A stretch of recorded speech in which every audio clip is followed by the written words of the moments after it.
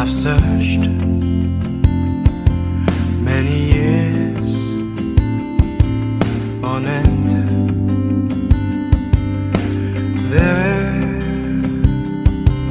was none that my soul could depend. My soul cries out for your presence in here.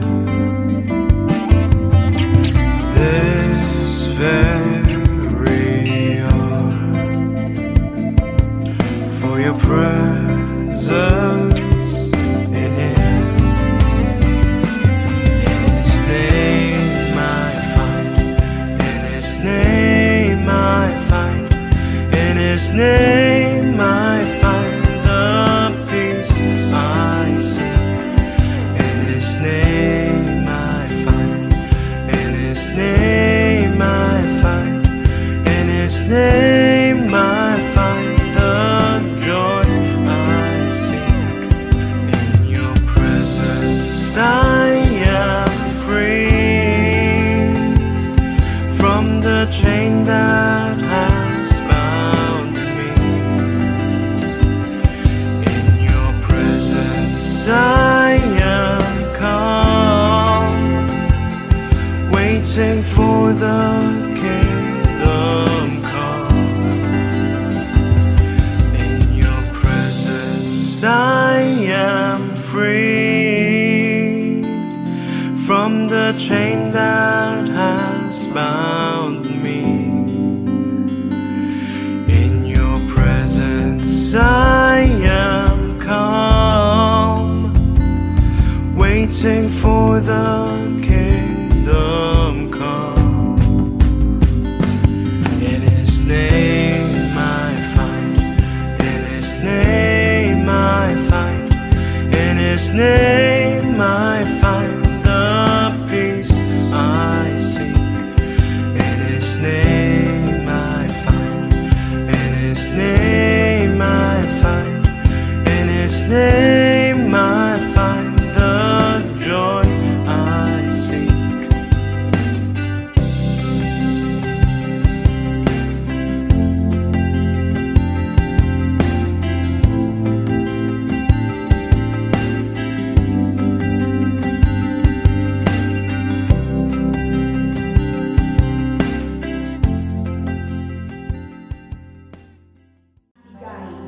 Awitan siya't duwalhatiin siya. Ito ang sabihin mo sa Diyos na dakila. Ang mga gawa mo ay kahanga-hanga. Yuyo mo sa takot ang mga kaaway, dahilan sa taglay mong kapangyarihan. Ang lahat sa lupa, ika'y sinasamba. Awit ng papuri, yaong pinakanta. Ang iyong pangalay, pinupuri nila. Sumigaw sa galak ang mga nilalang. Purihin ang Diyos na may kagalakan. Wagas na papuri sa Kanya ibigay. Awitan siya, tuwalhatiin siya. Minsan pa po, verse 1, sumigaw sa galak ang mga nilalang. At purihin ang Diyos na may kagalakan. Wagas na papuri sa Kanya ibigay. Awitan siya, luwalhatiin siya. Palakpakan natin ang Panginoon. Sumigaw sa galak. Halina, sama-sama natin purihin ang Diyos. Halina, sama-sama. Luwalhatiin siya. Hallelujah. Thank you, Jesus. Thank you, Lord. Hallelujah.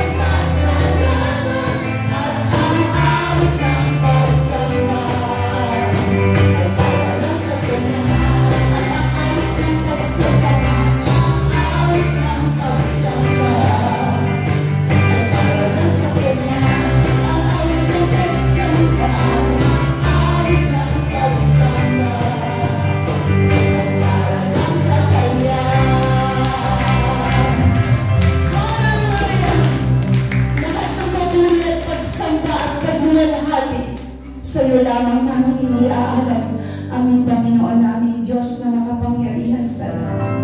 Thank you, Lord Jesus. Salamat po, Panginoon. Sa iyong presensya, wala na kami kahanap-hanapin pa. Kaya nais namin manatili sa iyong presensya, Panginoon. Jesus Christ.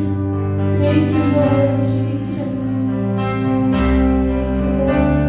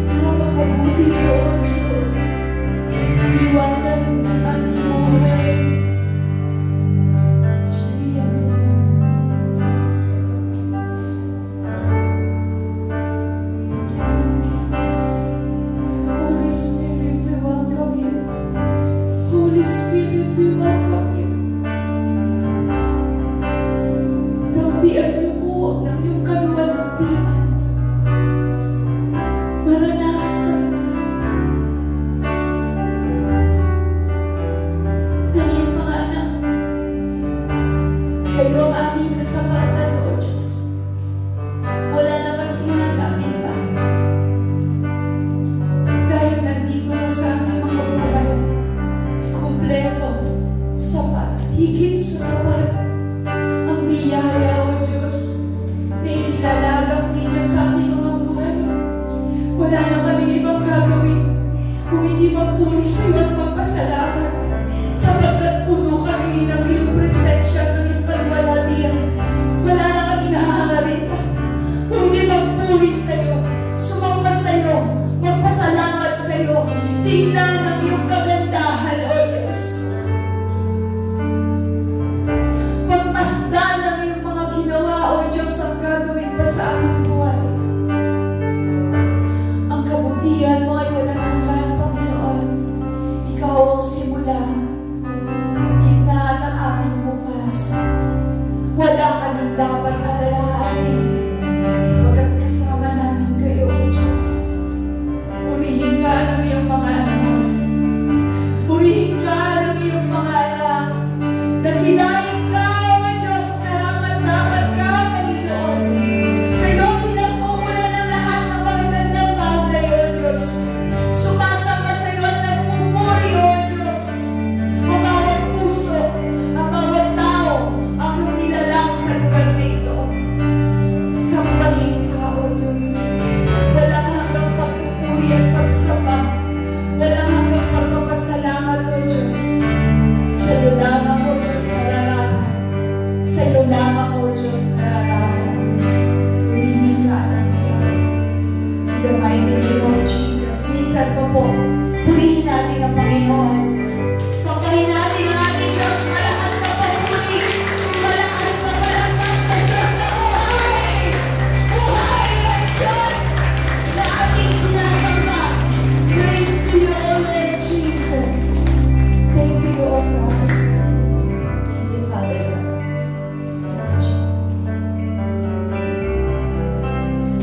At tayo po ay makakaupo na sa presensya ng Panginoon.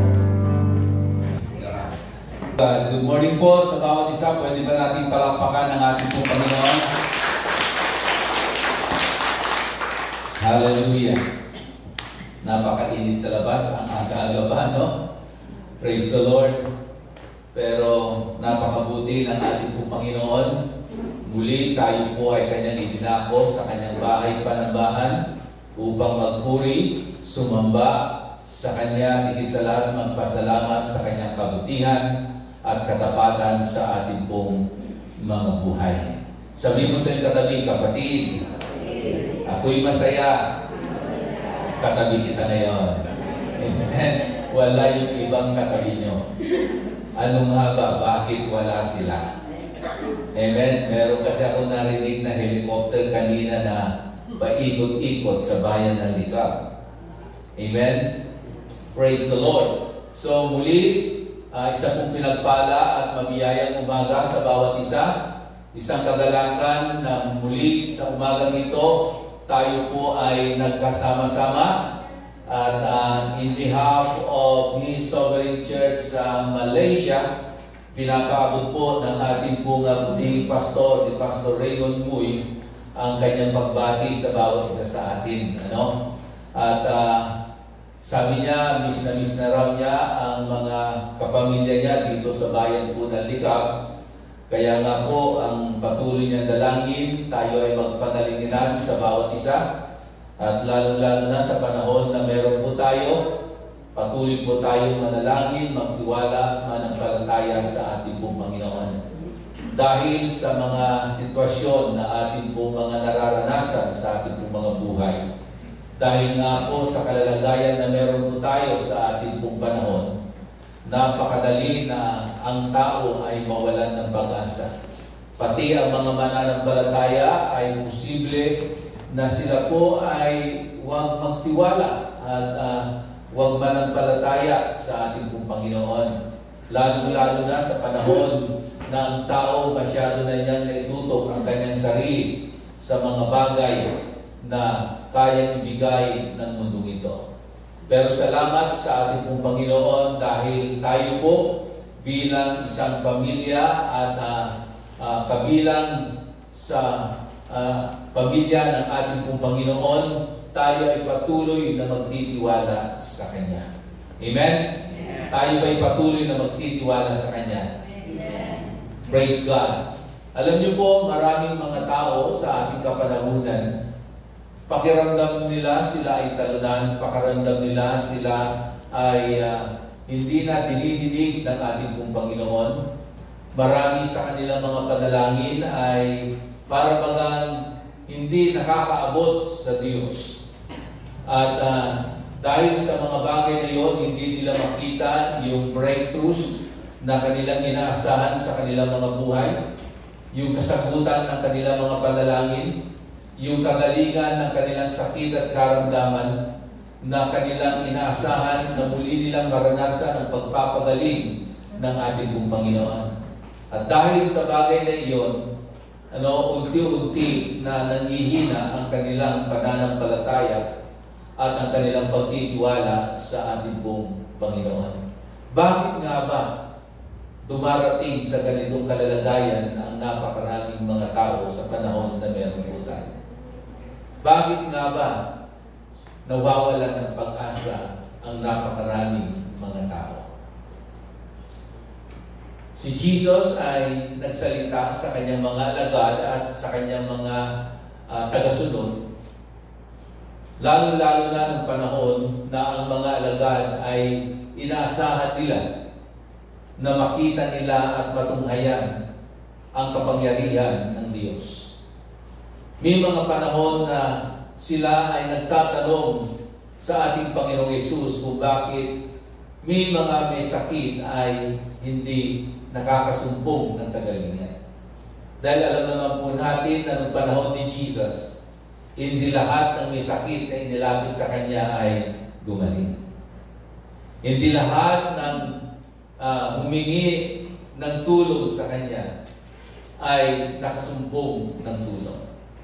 Ano ang sabi ni Jesus? At ano ang sabi ng banal na kasulatan? Because of their unbelief, ang ating pong Panginoong Yesus ay hindi nakapag-perform ng signs and wonders. Unbelief. Kawalang pananampalataya. Kawalang pagtitiwala. Ibig sabihin, hindi solido, hindi buo ang kanilang pagtitiwala at pananampalataya sa ating po Panginoon. At alam niyo mga kapatid, ang pangako at salita ng Diyos ay hindi pwedeng balikin. Walang contradiction sa salita ng ating po Panginoon. Dahil malinaw ang sinasabi ng banal na kasulatan, those who put their trust unto the Lord will never put to shame. Hindi mapapahiya ang sinumang naglalagak ng lubusang pagtitiwala sa ating pong Panginoon. So makikita po natin kung ang isang tao na lubos na naglagak ng kanyang 100% na pagtitiwala sa ating Panginoon, ni maliit o katiting na unbelief ay wala po siya. Ibig sabihin, lubos yung kanyang pagkakilala sa Diyos na kanyang pinagtiwalaan ng kanyang buhay. Lubos ang kanyang pagtitiwala sa Diyos na kung saan doon niya isinukog ang kanyang buhay. No? Kaya nga si Jesus sinabi niya, if you only believe, you will see the miracle. Amen? Kung tayo lang daw po ay magtitiwala, mananampalataya, makikita natin ang himala na gagawin ng ating pong Panginoon. And this morning, nais ko pong pag-aralan po natin, overcoming the giant of unbelief. Tingnan mo nga ang iyong katabi. Punong-puno ba yan ng pagtitiwala?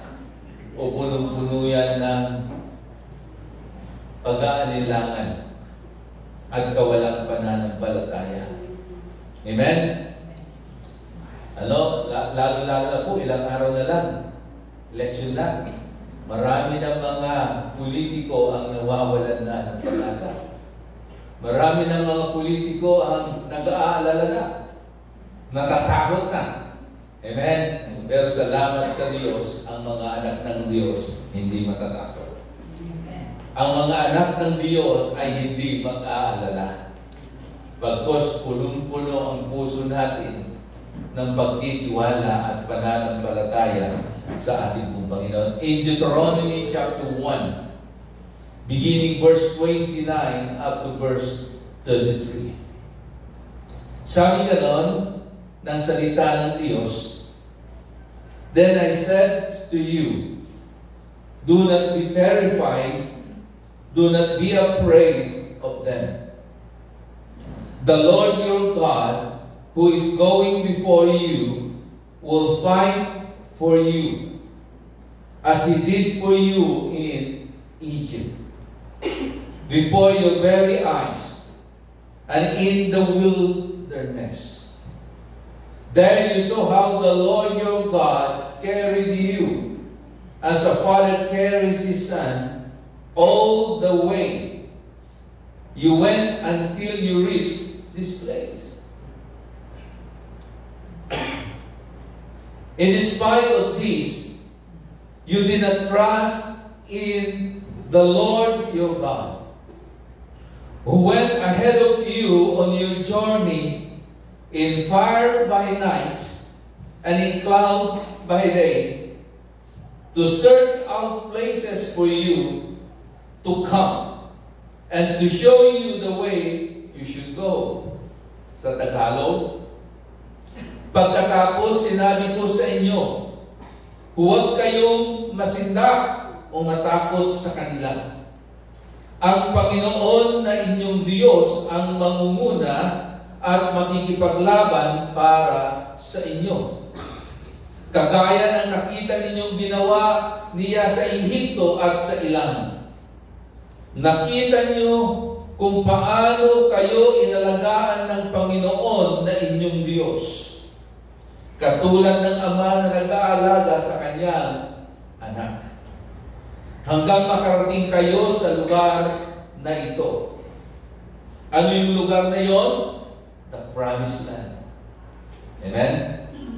Pero sa kabila ng lahat ng ito, hindi pa rin kayo nagtiwala sa Panginoon na inyong Diyos, na namumuna sa inyong paglalakbay sa pamamagitan ng apoy sa gabi at ulap kung araw. Inihanap kayo ng mga lugar na mapagkakampuhan ninyo at itinuro sa inyo kung saan kayo dadaan. Amen? So ito yung panahon na ang mga Israelita sa pangunguna ni Moses ay ready na sila ay pumasok doon sa lupang ipinangako ng ating Panginoon, the Promised Land. Sa isang lugar na doon sila mananahan. Sa isang lugar kung saan mararanasan na nila ang isang napakainam na buhay. Okay? Pero, bagamat nandun na sila sa bunga o sa pinakapintuan ng lupang ipinangako ng Diyos, dahil meron ng go signal ng Diyos sa kanila to conquer the land, to subdue the land, to enter the land. Pero hindi lahat sa kanila ay handang pumasok, handang i-conquer yung lugar na iyon na kung saan sila doon mananahan at mananatili. No? So, makikita po natin dito, God instructed Moses to lead the Israelite to leave Egypt. Ito yung panahon na ang mga Israelita ay nasa pagiging isang slave. Sa Tagalog, ano yung slave? Pagiging alipin. At sabi nga ng Biblia, they are under this a life of slavery for 400 years doon sa Ehipto. For 400 years, talagang naghirap sila. Naranasan nila ang matinding kahirapan, matinding buhay na hindi nila inaakalang mararanasan nila dahil sila ay alipin. Wala silang kalayanan. Yung mga gusto nilang gawin, hindi nila magawa dahil they are under the authority of Pharaoh, yung pinakamataas na tao sa lugar ng Ehipto. Pero dumating yung panahon na ang Diyos ay kanyang tinatagpo si Moses. At alam natin yung kwento how God met Moses in the wilderness sa pamamagitan ng burning bush. Okay? At doon nagkaroon ng tinatawag na personal encounter si Moses. At mula noon, ang Diyos ay nangusap sa kanya, and God instructed Moses to lead this Israelite to live in Egypt, to go into the wilderness until they reach the Canaan land, which is the promised land. Okay? Yung lupang ipinangako ng ating pong Panginoon. At ang pangako ng Diyos, hindi lamang sila papasok doon, but they are going to live in promised land and settle there. No? Doon na sila manananahan. Doon na sila mananatili. Ngayon, what is promised land? Ano nga ba ang lupang pangako ng Diyos? No? Sabi po dito sa Biblia, ang promised land na tinutukoy, ito ay nasa teritoryo ng Kanaan. Eventually, itong Kanaan ay tinawag na Israel. Ito rin yung lugar na ipinangako ng Diyos kay Abraham at sa kanyang magiging salit-saling lahi. Okay? At ang promised land ay dinescribe ding a land flowing with milk and honey. Okay? Pag sinabing flowing with milk and honey, ibig sabihin, napakainam na lugar na pwede mong tirhan at panahanan dahil lahat ng probisyon at pangangailangan mo sa iyong buhay ay provided ng ating pong Panginoon. Ibig sabihin, napakainam na lugar na pwede mong panatilihan at panahanan. At in-envision din po na ang lugar na ito is a land of prosperity. Amen? A land of prosperity. A home for God-chosen people. Ito yung lugar na ipinangako ng Diyos sa kanyang mga pinili.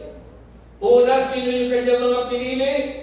The chosen people of God, the Israelites.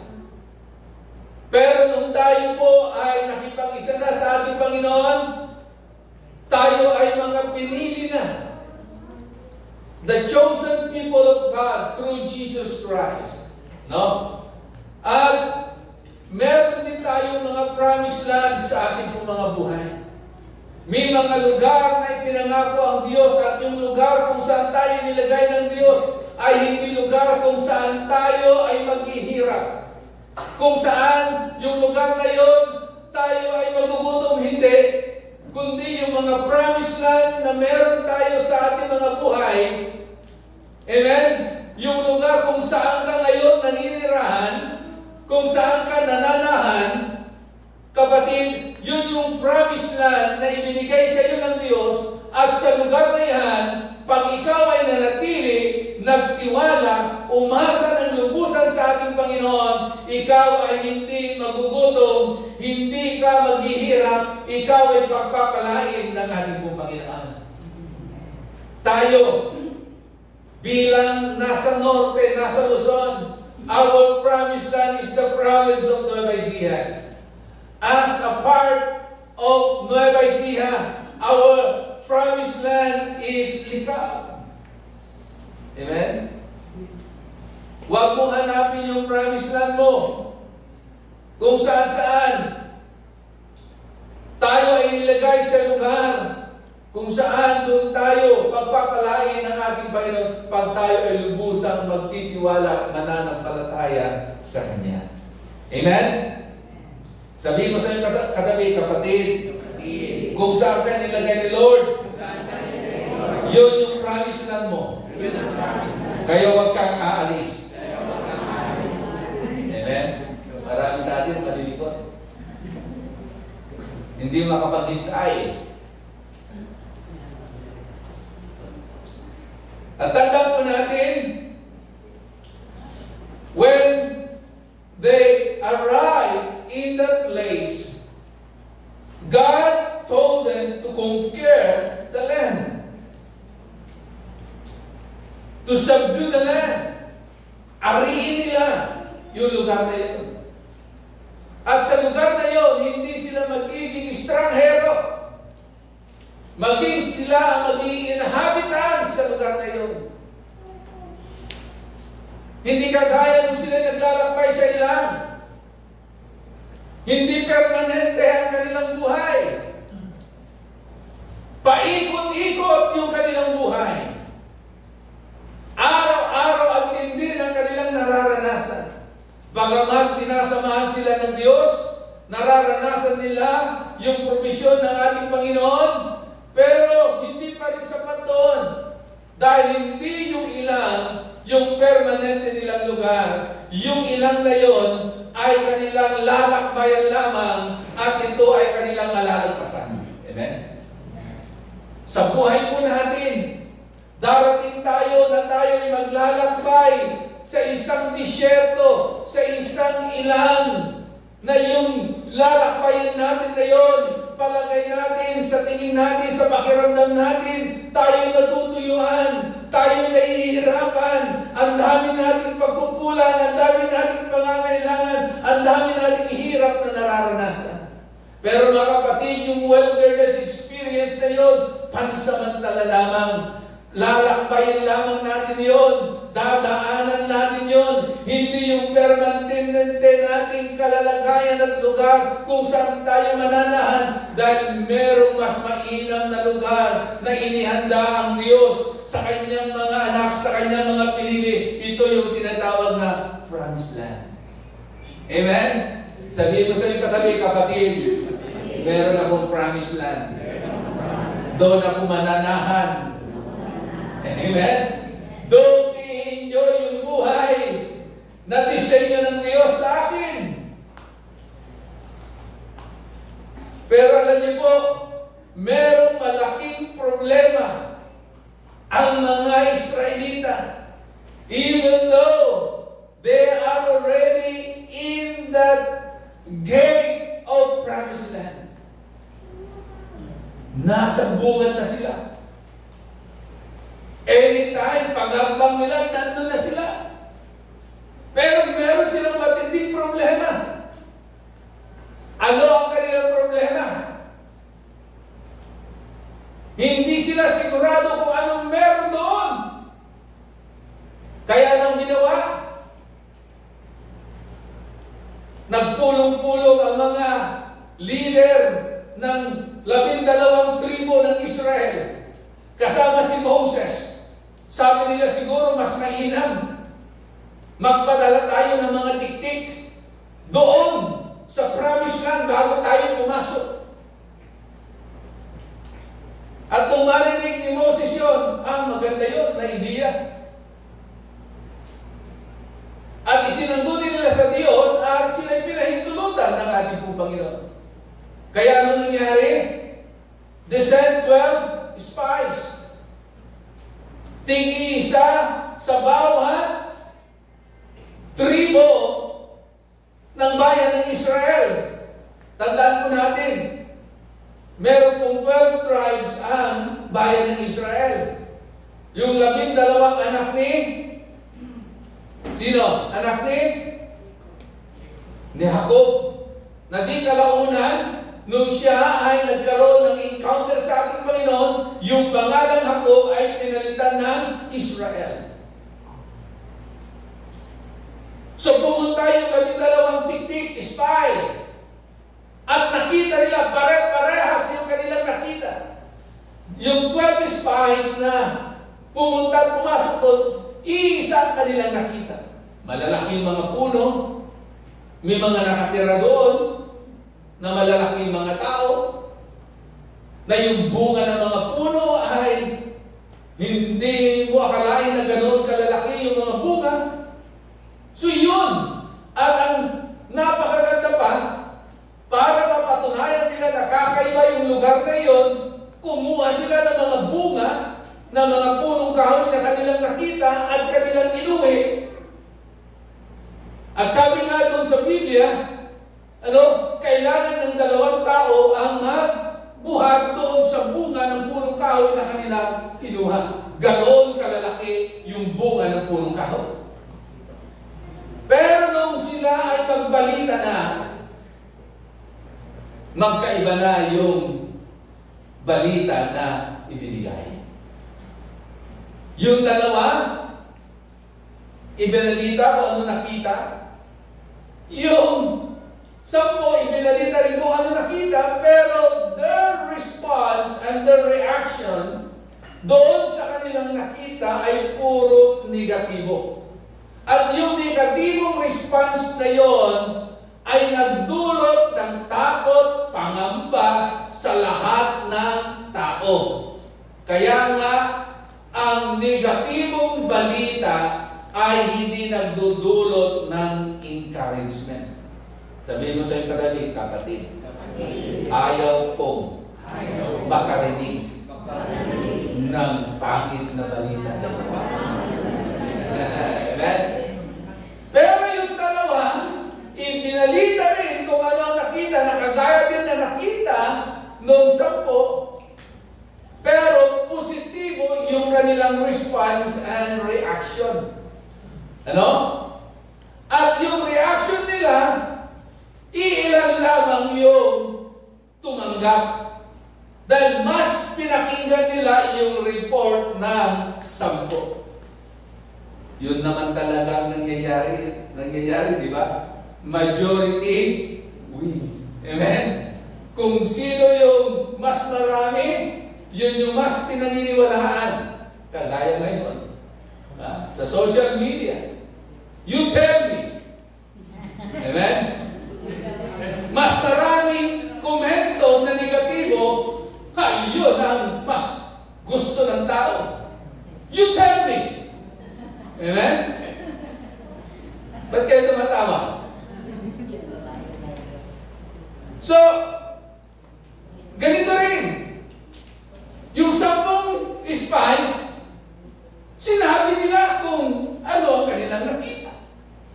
Pero yung pagbibigay nila at pagbabalita nila, nag-create ng takot at pangamba. Yung dalawa, yung balita nilang dala-dala, hindi nag-create ng panganib at pangamba dahil puro positibo yung kanilang sinabi. At ano kanilang sinabi? Pasukin natin. Mag-stay tayo doon. Napakainam na lugar na yun ay ating titirhan. Sinabi nila yung mga positibo, magagandang bagay na kanila nakita. At hindi naman nila dininay na meron talagang malalaking mga tao.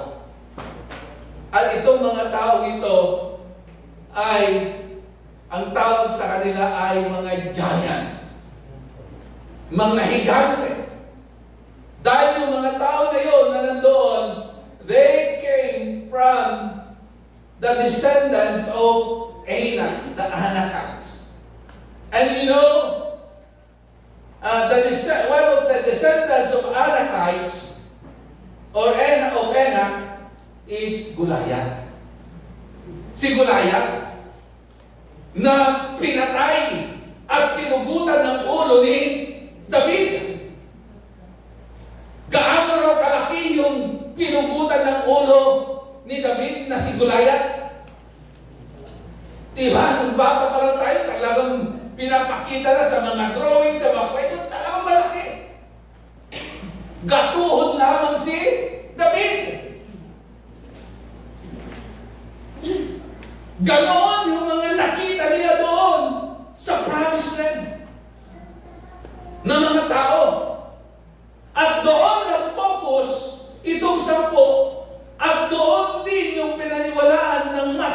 maraming mga tao. Kaya sila natakot. Because they know and they understand how strong, how big, how dangerous the descendant of Anak. Dahil nga kay Goliath, nagkaroon na sila ng experience kay Goliath na nung panahon ni Haring Saul at ng mga Israelita during their fight in the battlefield, ay araw-araw kinukot ka sila ni Goliath. Tinatawanan sila. Wala kayong kalaban-laban. Malapit na kayong malilipol. Magiging amin na kayo. Ganon araw-araw, kinukot ka sila. So matinding takot ang kanilang nararamdaman. Pero alam nyo, lack of belief, it causes fear in our heart. Because of unbelief, magdudulot po ito ng matinding takot sa ating pong mga buhay. Kaya sabihin mo sa katabi, kapatid, kaya ka natatakot, kulang ka ng pananampalataya. Amen? Alam nyo, marami sa atin, ang dami natin kinakatakutan. Amen? Siguro kung isa ka sa mga tumatakbong politiko ngayon, isa ka na sa mga natatakot. Ay, hindi ako nakuha ng INC. Matatalo na ako. Amen? Mga kapatid, tandaan po natin, kung ang Diyos ang kakampi natin, sino ang laban sa atin? If God is for us, who can be against us? Amen? So yun ang matinding problema ng mga Israelita. They are ready to conquer, they are ready to enter the promised land. Pero nakapokus sila doon sa mga higante. In Numbers chapter 13, verse 33. Sabi nga noon ng report, there we saw the giants, the descendants of Anak. And we were like grasshoppers in our own sight. And so we were in their sight. Tingnan niyo po ito ang naging problema. Nung nakita nila yung mga higante na nakatira doon, mas malalaki sa kanila, mas matikas, mas malalakas, nakakatakot ng itsura. Meron ba giganting inganyo ang itsura, di ba? Lalo na nung mga bata tayo, pag sinasabi, may kapre. Di ba yung imahinasyon natin, ganito yun, malaki, nakaupo sa may puno, yung paanya ko, kakuya-kuya-kuya, natatakot na tayo. At dahil nakapokus sila sa mga higante na nandoon, itong mga descendants ni Anak, alam niyo po, nanliit na sila sa kanilang mga sarili. Ang tingin na nila sa kanilang mga sarili, sila ay mga anak ka ng tipaklong. Amen? Ang tingin nila sila ay mga tipaklong na lamang. Ganoon na kaliit ang tingin nila sa kanilang mga sarili. At hindi lamang yun. Iniisip nila kung gaano nila tinitignan ang kanilang mga sarili ng mga oras na yun. Sa tingin nila at sa isip nila, ganon din ang tingin sa kanila ng mga kaaway. Tingnan niyo po, pag tayo po ay nawalan na ng pananampalataya, naapektuhan na ang ating pananampalataya at tayo ay na-overcome na ng takot, ganun na ang mangyayari sa atin. Ngayon, Gaano mo tinitignan ang sarili mo ngayon? Para lang anak ng tipaklo?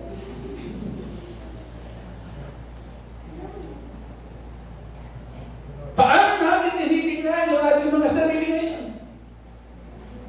Kagaya ba tayo ng mga tao ito?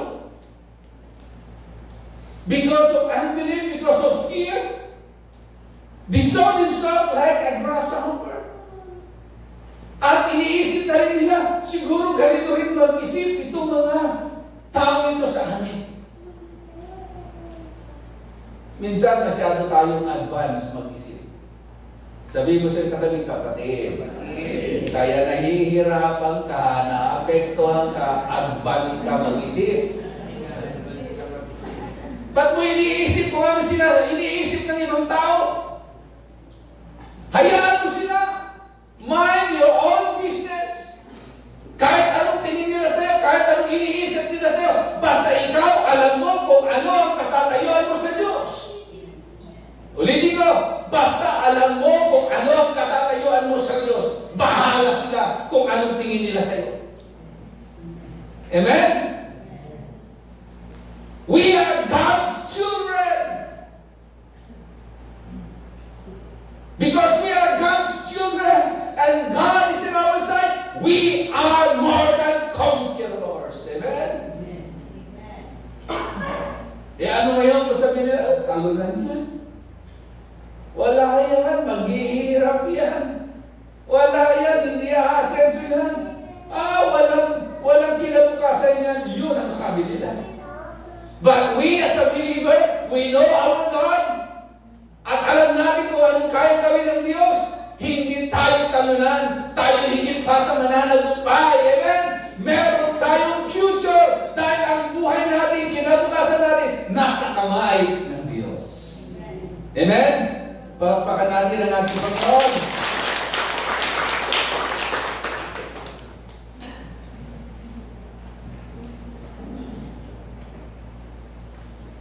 Sa Tagalog, ang ganda nga sinabi dito Sabi nga nakita namin doon ang mga higante. Sila ay mula sa lahi ni Anak. Mga tipaklo lang kami. Amen? Kung iaamin sa kanila. Salamat sa Diyos. Pag tinitingnan natin yung mga sarili natin, agila tayo. Leon tayo. Amen po ba? At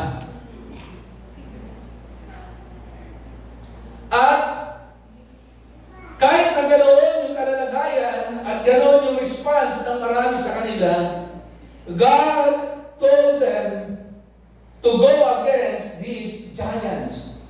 Ito na masakit. To go against these giants. Sino sa atin ang gustong makaharap ng isang higante? Sa basketball na nga lang Amen? Ikaw si Johnny Abarientos. Tapos yung gogwardiya sa iyo yung panahon ng Crispa, si Abing Gilabin na, hindi nyo naabutan yun, matangkad yun. O kaya sa panahon ni Johnny Abarientos, ang kalaban nila noon ay Pure Pulso Magnolia, si Nelson Nasaitono, malaki yun, di ba? Pero si Johnny Barrientos hindi natatakot. Kaya nga naging magaling siyang basketballista Because he is willing to go against any giants in his life. Maging si David, hindi siya natakot. He is willing to go against those giants in his life. And he's ready to fight for these giants. At ito yung utos ng ating Panginoon sa mga Israelita. Go in, conquer the land, subdue the land, and go against these giants. Pero, dahil sa kawalang pananampalataya, natakot sila. At ito ang kanilang naging reaksyon. Amen? Naging reaksyon nila kung sino-sino na ang kanilang sinisisi. Nagko-complain na sila. Pero alam nyo, kung talagang babalikan po natin ang kwento ng paglalakbay kung paano ang bayan ng Israel ay merong dakilang plano ang ating Panginoon bago ito maranasan ng mga Israelita sa pamumuno ni Moses. Kahit na sila ay nandoon na sa pintuan ng promised land na iyon, kung babalikan natin ang buhay ni Abraham, matindi ang pangako ng Diyos mula pa kay Abraham. At alam naman natin, Abraham, dito nagmula ang salit-saling lahi ng bansang Israel. At ang pangako ng ating pong Panginoon sa kanya ay mayroong tatlong bagay. Na si Abraham ay bibigyan ng isang lugar na kanyang titiran, a land, at ang kanyang magiging lahi ay kasindami ng bituin sa kalangitan at kasindami ng buhangin sa dalampasigan. And lastly, ang pagpapala, yung blessing na kanyang tatanggapin ay walang limitasyon. Iyon ang pangako ng Diyos sa kanya. At si Abraham din ang naging ama ni Isaac. At alam natin na naging takbo ng kwento at si Isaac ang naging ama ni Jacob.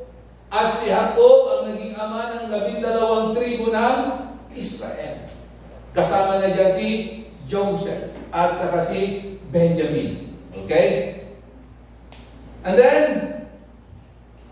dumating yung time dahil nagkaroon ng tagtuyot, lahat ng pamilya ni Jacob ay pumunta saan? Pumunta sa Ehipto. At doon na nagsimula na itong mga Israelita, for 400 years, sila ay naging alipin ng Paraon doon sa bayan ng Ehipto. Okay? Pero salamat sa Diyos, meron pangako ang Diyos sa kanyang mga pinili at ang pangako ito ay hindi mawawala ng kabuluhan. Sabi mo sa katabi, kapatid, ang pangako ng Diyos sa buhay mo ay hindi mawawala ng kabuluhan. Mangyayari at mangyayari. Okay? So for 400 years, they are under slavery doon sa bayan ng Ehipto. At dumating yung panahon, si Moses ay ginamit ng Diyos para sila ialis doon. At ngayon, yung pangakong magandang buhay, yung pangakong isang lugar na kanilang titirahan, abot kamay na nila. Pero marami sa kanila nag-aalinlangan pa rin. So ano yung mga bagay na dapat nating gawin para ma-overcome po natin itong unbelief na ito sa ating mga buhay? Kasi alam nyo mga kapatid, kahit na ikaw ay matagal nang mananampalataya, minsan dumarating pa rin tayo sa isang sitwasyon na tayo ay nawawala ng pagtitiwala sa Diyos. Amen? Tayo ay nawawalan ng pananampalataya sa ating pong Panginoon. Kung yung mga alagad na ni Jesus kasama niya araw-araw nakikita nila kung paano gumagawa ng tandad kababalaghan, nagpapagaling si Jesus, yung bulag, pinapagaling ni Jesus, nakakita, yung bingi, nakakarinig, yung lumpo, nakakalakad, yung pipi, nakakapagsalita, yung inaalihan ng demonyo, nakakalaya. Lahat yun nakita ng mga alagad. Pero minsan, nung sinabi ni Jesus, we go to the other side, so sumakay sila na bangka. Habang sila'y naglalakbay, sila'y sinalubong ng matinding alon, matinding hangin. At dahil sa tindi ng alon at hangin na umahampas sa kanilang sinasakyang bangka, ito'y unti-unting napupuno ng tubig at sila'y lulubog na. Nung una sila nagpapanik, nung batang huli, sila ay nag-aalala na hanggang ginising nila si Jesus. At alam nyo, nung ginising nila si Jesus, tumayo sa ating pong Panginoong Yesus, pinatigil nila yung matinding hangin at nagkaroon ng matinding kapayapaan doon sa kanilang paglalakbay na yon at paglalayag na yon. At ano ang sabi ni Jesus sa mga alagad? Where is your faith? Noong mga panahon na yun, yung mga alagad, bagamat kasama nila si Jesus, ni isang maliit na pananampalataya ay walang nakita si Jesus sa kanila. Kasama nila si Jesus. Nakita nila yung signs and wonders na ginawa ni Jesus. But because of unbelief, they panicked. They murmured to one another. Sila ay nagkaroon ng takot. Amen? Dahil ng mga panahon na yon, nawala ang kanilang pananampalataya. Church, huwag nating hayaan na dumating tayo sa ganitong kalalagayan. Patuloy nating palakasin ang ating pananampalataya. At paano natin palalakasin ang ating pananampalataya? The Bible says, faith coming by hearing and hearing of the Word of God. Kaya patuloy tayong makinig at makinig, magbasa na magbasa, mag-meditate na mag-meditate ng salita ng Diyos. Kaya nga, ini-encourage ko ang bawat isa. Huwag tayong maging tamad sa pagdalo ng mga gawain, Bible study, live group, prayer meeting, lalo-lalo na ang ating Sunday worship. Dahil doon lumalakas, tumitibay ang ating pananampalataya. At kung meron kang Biblia, magbasa ka ng iyong Biblia. Kung meron kang YouTube, cellphone, meron kang tablet, meron kang notebook, kapatid, manood ka sa YouTube na mga preaching, na mga lingkod ng Diyos. At piliin mo ang iyong panonoorin. Panoorin mo lamang at makinig ka lamang sa mga pagtuturo na nakapagpapalakas ng iyong pananampalataya. Amen?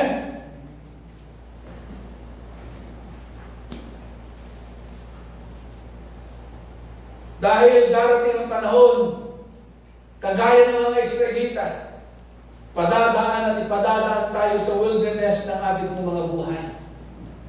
Makakaranas tayo ng dryness. Makakaranas tayo ng panghihina. Makakaranas tayo ng panlulupay-pay. Pero kapatid, even in that wilderness, inaalaw ng Diyos para ang bawat isa sa atin ay lumabas ang tunay na laman ng ating mga puso. Amen? In Deuteronomy chapter 8 verse 2, ano sabi po dyan? Deuteronomy chapter 8 verse 2, and you shall remember that the Lord your God led you all the way these 40 years in the wilderness. Sino ang nagdala sa kanila? Ang Diyos. Why God lead them into the wilderness? To humble them and to test them. Para ano?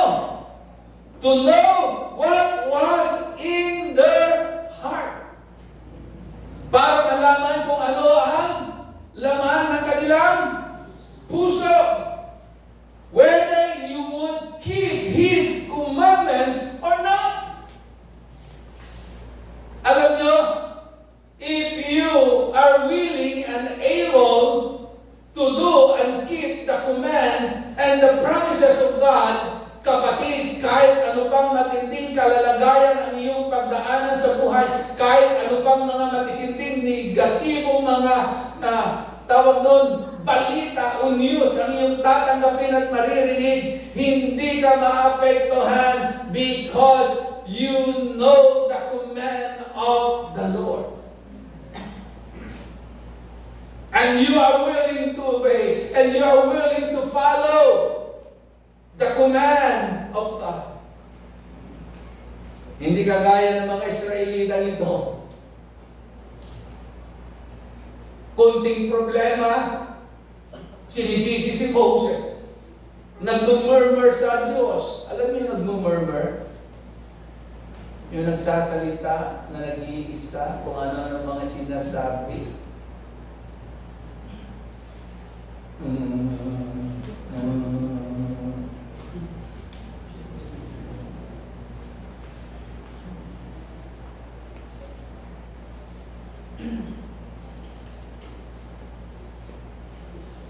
Pero, ang napakaganda, why the Bible says, He is the one who lead this Israelite in the wilderness so that God will know what was in their heart if they would follow and obey the commands of the Lord. Bakit? In Deuteronomy chapter 1, verse 21.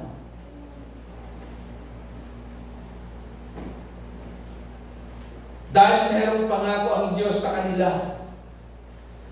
Pero hindi lahat sa kanila, they are willing to obey and follow this command of God. Deuteronomy chapter 1 verse 21, see, the Lord your God has set the land before you. Who set the land? God, the Lord. Set the land before you. Go up, take possession, as the Lord, the God of your father, has told you. Amen? Sabi nga noon, meron nang inihandang Diyos na lugar para sa inyo. Go! Take possession of it! Kung paano ito yung sinabi ng Diyos sa inyong mga ninuno. Go! Take it! Pero yung iba, kukunin na lamang, ayaw pa.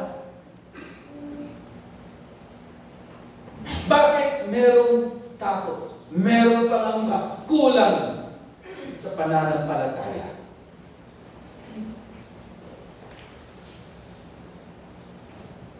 In Deuteronomy chapter 1, verse 26 to 28, sabi nga doon, nevertheless, you will not go up. Tingnan nyo? Sabi ng Diyos, go, take it, possess it, conquer it. Pero sabi nga daw, sumunod na talata, nevertheless, you will not go up, but rebel against the command of the Lord your God. Hindi sila sumunod. Sinuway na nila ang command ng Diyos. They rebel. Nag-rebelde sila. And you complain in your tents. Kasi noon, wala pa silang mga bungalow, wala pang second floor, wala pa silang mga condominium na tirahan. Sila ay naninirahan lamang sa mga tolda. Dahil palipat-lipat sila habang sila ay naglalakbay papunta sa lupang ipinangako ng ating pong Panginoon. And sabi, and you complain in your tents. Wala man tayo sa mga tolda. Pero minsan sa loob ng ating mga tirahan, sa ating mga tahanan, marami sa ating mga nagko-complain, nagre-reklamo. Lalo-lalo na ngayon, mainit.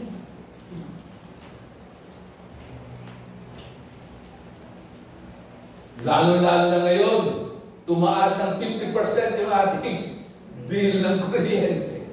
Paano nangyari?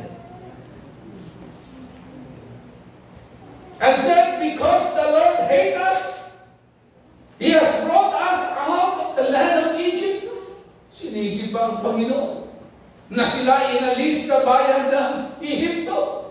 At sila ay dinala doon sa lugar na yun dahil lamang sa mga lahi ni Anak, sa mga higanting yun. Sila ay nag-complain, nagreklamo, at sabi nila, dahil sa Diyos, siguro ang Diyos may galit sa atin, kaya tayo dinala dito. At dito na tayo mamamatay.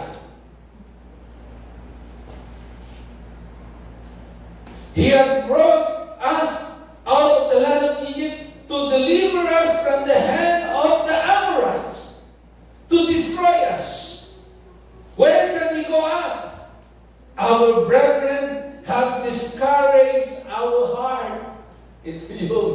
Ito yung naging epekto ng balita na daladala ng 10. Nagbigay at nagdulot ng discouragement sa mga puso ng mga nakarinig. Kaya nga, mga kapatid, ingat-ingat sa balita na iyong ibibigay. Amen? Kung yan ay makapagpahina ng kanyang pananampalataya at makapagpapalungkot ng kanyang kalooban, huwag mo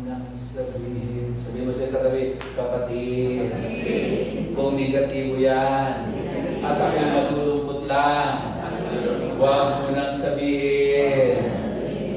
Amen? Our brethren have discouraged our hearts, saying, the people are greater and taller than we.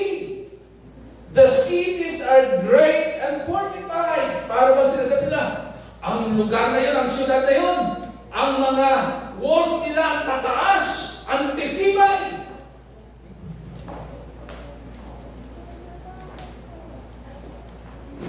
Moreover, we have seen the son of the Anakim. Ito na yung mga higante.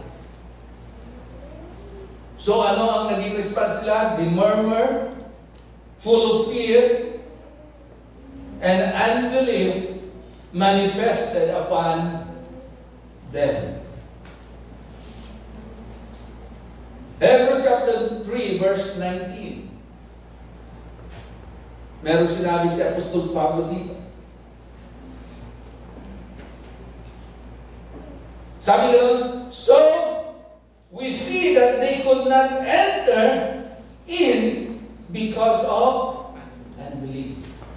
Ano lang ang dahilan kung bakit hindi sila makapasok? Because of unbelief. Bakit? Kahit ano anyaya natin, bakit hindi lahat ng inaanyaya natin ay pumapasok sa bahay-sambahan para magpuri sumamba sa ating Panginoon? Because of unbelief. Sasabihin nila, ano mapapala ko na? Amen? Kulang sila sa pananampalataya.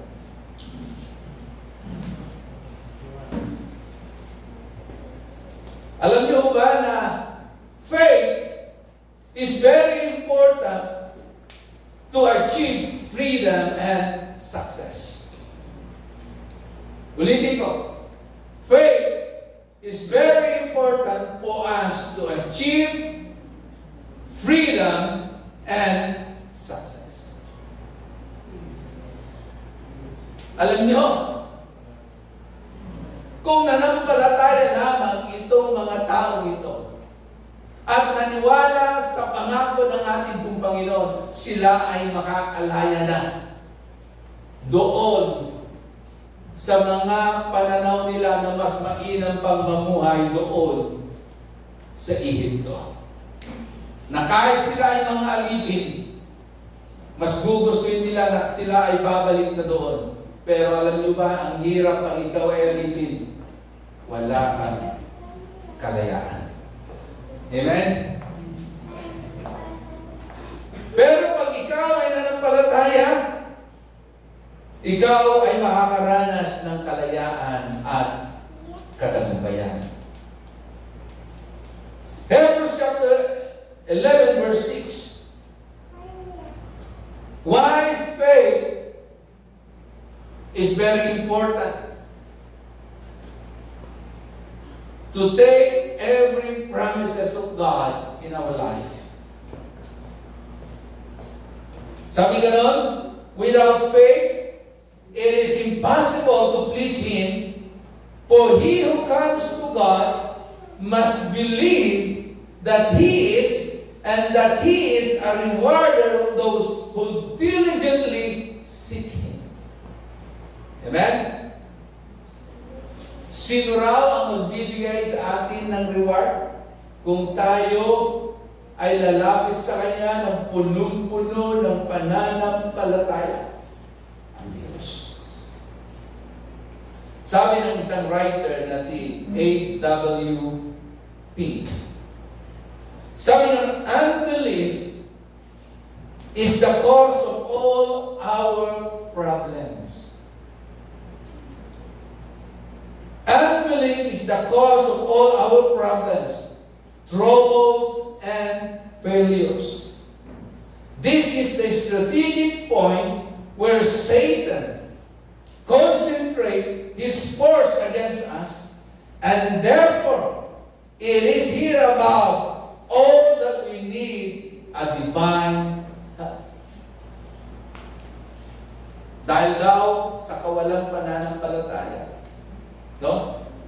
Kaya tayo nakakaranas ng iba't ibang klaseng problema, pagsubok, failure, trials sa ating mga buhay. At ito yung gustong-gustong atakihin ng kaaway sa ating mga buhay. And because of that, sabi nga ng A.W. Pink, we need a divine help. Amen? Kailangan natin ang tulong ng Diyos sa pamamagitan ng kanyang mga salita. So, how to overcome the giant of unbelief? Number 1, tatlo lamang po ito bago tayo manalangin. Number 1, remember God's victories over your life in the past. Huwag daw natin kakalimutan, bagos patuloy nating aalalahanin, babalikan yung mga katagumpayan na ating naranasan na ipinadama ng Diyos sa ating mga buhay noong nakaraan. No? Remember those past victories that we have. Alam ko po, kahit marami tayong mga failures, marami ding mga victories ang ating naranasan sa ating mga buhay. Amen po ba? Sino sa tingin natin sa ating mga sarili na kung ating bibilangin at ikukumpara, mas maraming katagumpayan ang ating naranasan kaysa mga kasawian at failures? Di ba mas marami? So, ano daw ang gagawin natin? We need to remember those past victories. Dahil yun ang magpapaalala sa atin na merong Diyos na minsan tayo ay sinamahan ng Diyos. Na minsan merong Diyos na nag-provide ng ating pangangailangan. Na minsan naranasan natin, hindi lang minsan kundi madalas, naranasan natin kung paano tayo pinagaling ng Diyos sa ating mga sakit at karamdaman. Amen? Na hindi tayo pinabayaan ng ating Panginoon. Deuteronomy chapter 1 verse 30, ano sabi niya? The Lord your God, who goes before you, He will fight for you according to all He did for you in Egypt before your eyes. Amen?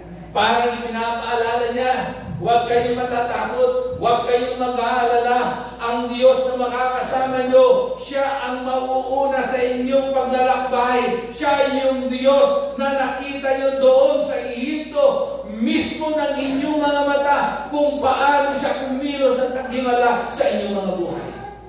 Amen? Diba, nakaalis sila sa Ehipto, pagdating nila sa dagat na pula, nakalakad sila, nakatawid sila sa dagat na pula, na hindi man lamang nabasa ang kanilang mga talampakan.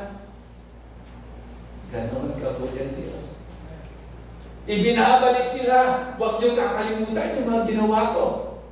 Nung kayo ay nasa Ehipto pa, kitang-kita niyo kung paano ako naghimala. Sabi ng Diyos. At ang Diyos na nagdamila sa inyo sa Ehipto, Siya rin ang Diyos na mangunguna sa inyo, mga minamahal kapatid. Yung gumawa ng himala, magagandang bagay sa atin 10 years ago, 5 years ago, 2 years ago, 1 year ago, Siya rin ang Diyos na Siya mangunguna sa ating paglalakbay.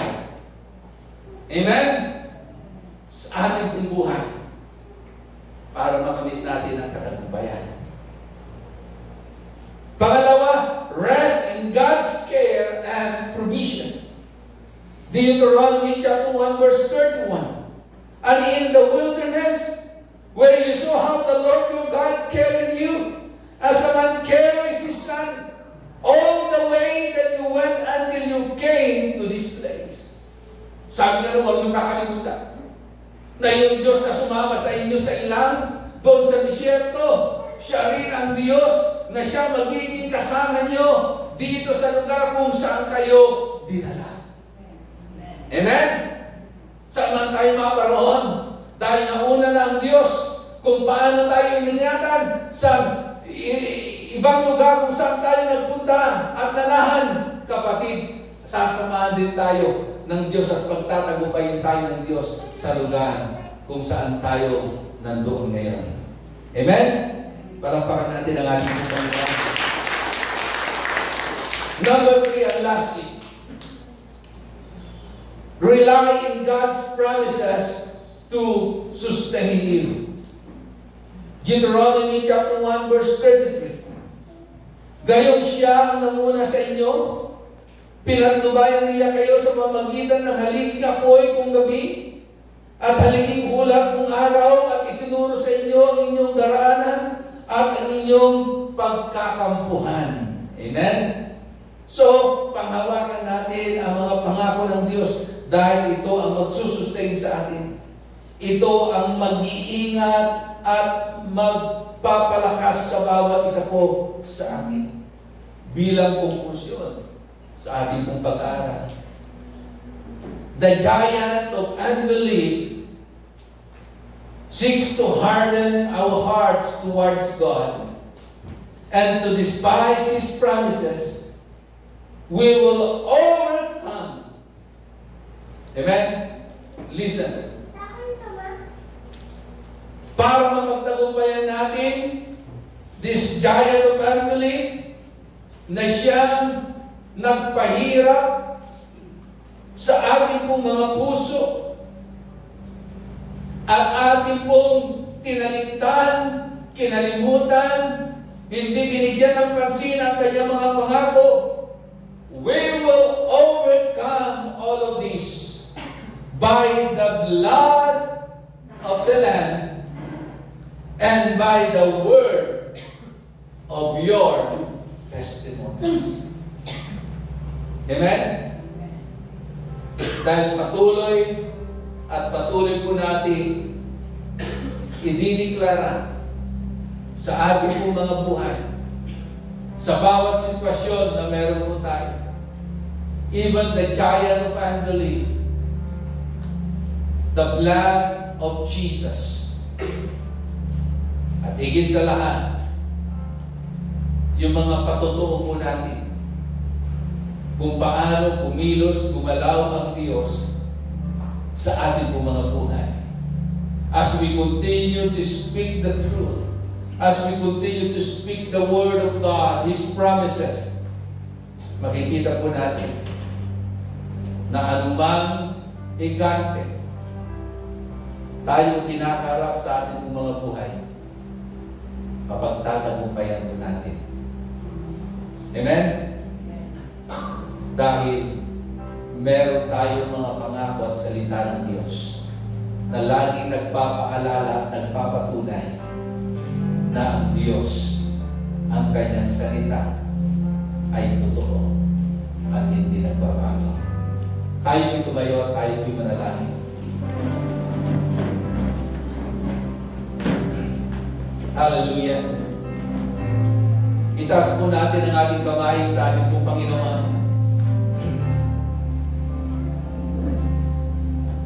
Marami sa atin, kagaya po tayo ng mga taong ito na binabanggit ng banal na kasulatan. Nandoon na sila sa bungad, isang hakbang na lang, aapakan na nila ang lupa na ipinangako ng Diyos, kung saan sila ay mamumuhay ng payapa sa gana at mamumuhay ng may katagumpayan. But because of their unbelief, masyado silang nag-focus sa mga negatibong mga balita. Masyado silang nag-focus doon sa mga higante na nandoon sa lupain na kanilang iko-conquer. Marami sa kanila, sabi ng banal na kasulatan, hindi nakapasok. Yung mga nanampalataya lamang nakasama ni Caleb at ni Joshua ang siya nakapasok sa lupang ipinangako ng Diyos. It is the will of God that you and me will possess the land that God has promised to each and every one of us.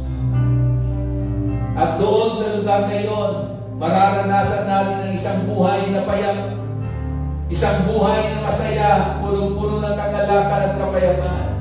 Isang buhay na masagana. Isang buhay na matagumpay. Kapatid, iwaksi mo ang anumang kawalang pananampalataya at humakbang ka na punong-puno ng pananampalataya. And you will see by yourself, if you only believe, you will experience the miracle, the blessing, the goodness, and the faithfulness of God upon your lives. Salamat po, Panginoon, dahil minsan pa muli ay iyong ginising ang aming pong mga kamalayan.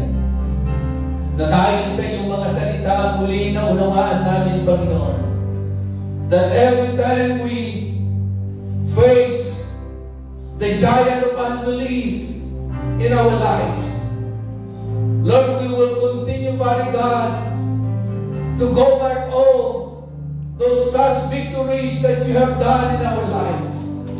Salamat po, Panginoon, dahil ikaw ang Diyos na gumawa ng mga kahangahangang himala at bagay sa aming pong mga buhay sa mga nakalipas na mga panahon. At ikaw rin ang Diyos na gagawa ng mga kahangahangang bagay sa aming pong mga buhay ngayon at maging sa aming pong hinaharap. Kaya, Panginoon, sa oras na ito, patuloy namin panghahawakan ang iyong mga salita. We will continue, Father God, to hold on to your promises, Lord. Because your promises is always yes and amen, O God. Lord, salamat po. At sa oras na ito, O Diyos, narito ang iyong mga anak. Alam mo po, Panginoon, kung ano yung mga higante na kanilang mga kinakaharap sa buhay. Pero salamat po, Diyos, walang anumang higante na magtatagumpay sa kanilang mga buhay. Dahil ang Diyos na makapangyarihan ay ang Diyos na kasama nila. Lord, ang Diyos na nauna na sa kanilang paglalakbay. Ama, sa pangalan ni Jesus, amin pong idinideklara ang katagumpayan, Panginoon, sa lahat ng kanilang mga pinagdaraanan. Lord, we pray and we declare, O God, your provision, your blessing, O God, upon their lives, Lord. Salamat po, Diyos. At sa oras na ito, aming winawasak, sinisira, even the giant of unbelief, O God, in our lives, Lord. In the name of Jesus, we command this giant of unbelief to go in Jesus' name. And we ask and we declare, O God, the faith that comes from you, Lord, in Jesus' name. Lord, salamat po. At sa oras na ito po, Panginoon, patuloy na samahan mo ang iyong mga anak. Ano man ang desire ng kanilang mga puso, ito'y ikawan mo po, Panginoon. Dahil ikaw ang nagsabi, if we delight ourselves unto you, you will give the desire of our heart. Ano man ang pangangailangan ng iyong mga anak, ikaw ang magpuprovide, Panginoon. Ikaw ang kanilang kapayapaan. Ikaw ang kanilang kasaganaan. At higit sa lahat, ikaw ang kanilang katagumpayan. Ama, sa oras na ito, pinupuri ka namin, sinasamba ka namin, Panginoon, sa iyong pagkilos at paggalaw sa aming pong mga buhay sa oras na ito at sa aming kalagitnaan.